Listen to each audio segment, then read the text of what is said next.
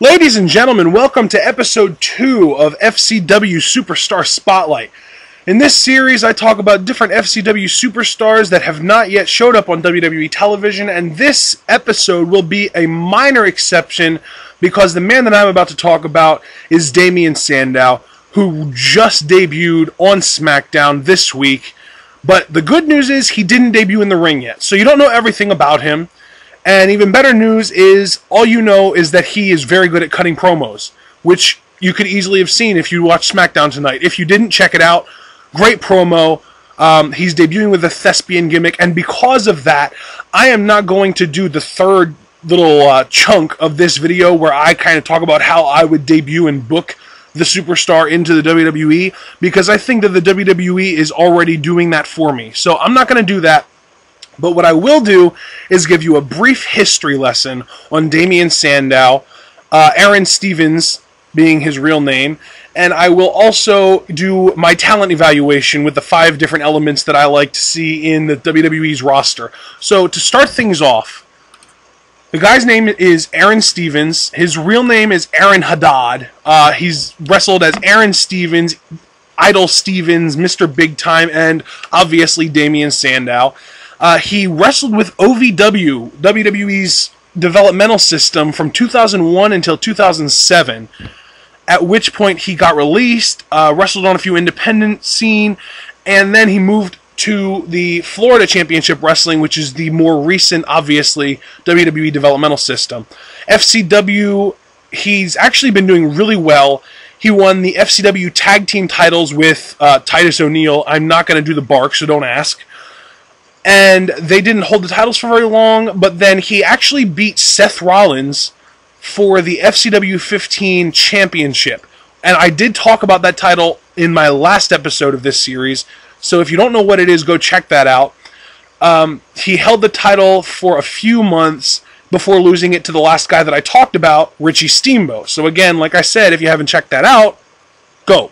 I'll give you time. 3, 2, pause the video, go check it out. Okay.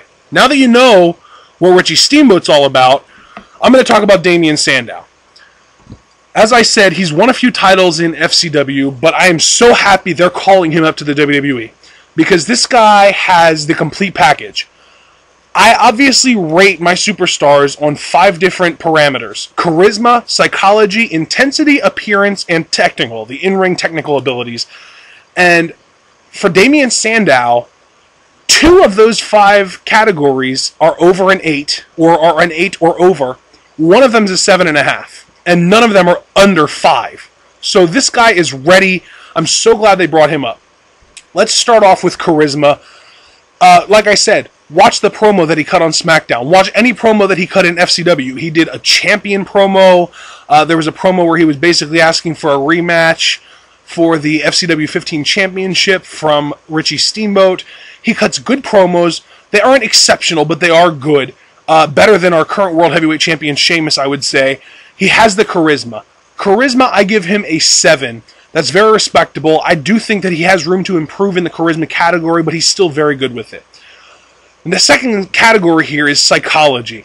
This guy's been wrestling since 2001. To me, after 10 years, if you haven't gotten to a point where I see you as having at least a 7 or an 8 in the psychology department, you might want to change professions, because you might not be cut out for this business.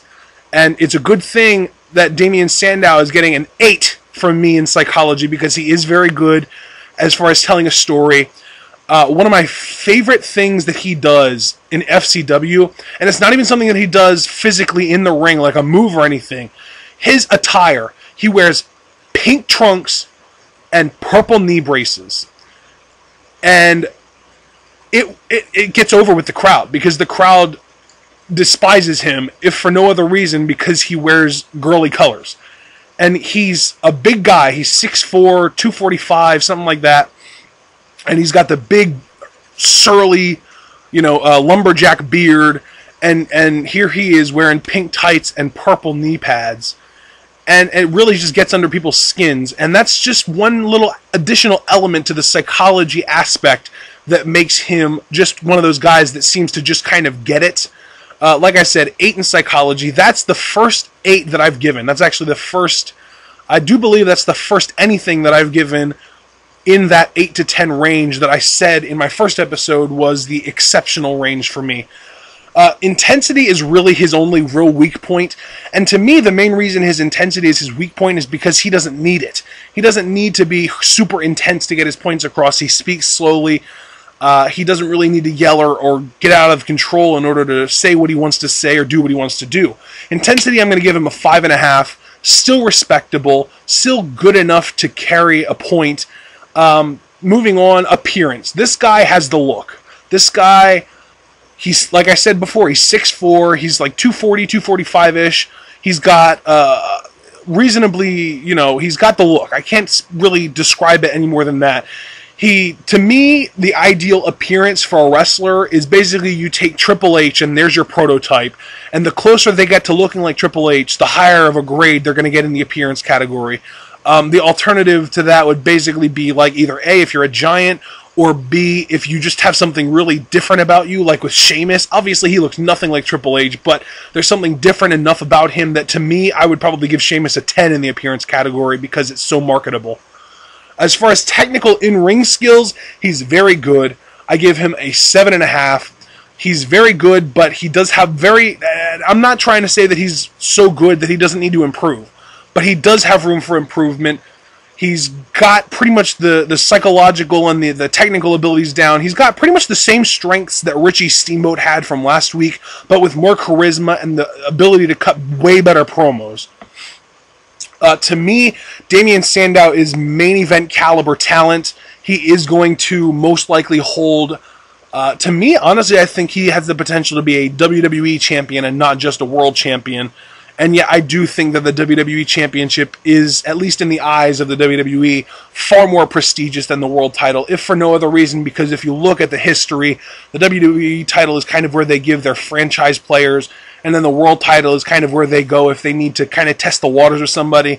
Jack Swagger, Dolph Ziggler, that kind of stuff, the guys that have won the title, and it didn't really work out. So I do think Damien Sandow has the potential to be a main event guy. He has WWE title potential, not just world title potential, and I am so glad they brought him up because this is one of those guys in FCW that I've been talking about that is just plain ready, as well as the Seth Rollins and Dean Ambrose, and by the way, I think Dean Ambrose might debut next week. But to move on from that, Damien Sandow, great potential. See you next week when I will talk about none other than the guy that I do think is going to debut next week, Dean freaking Ambrose. This is Ian Izzle, signing out.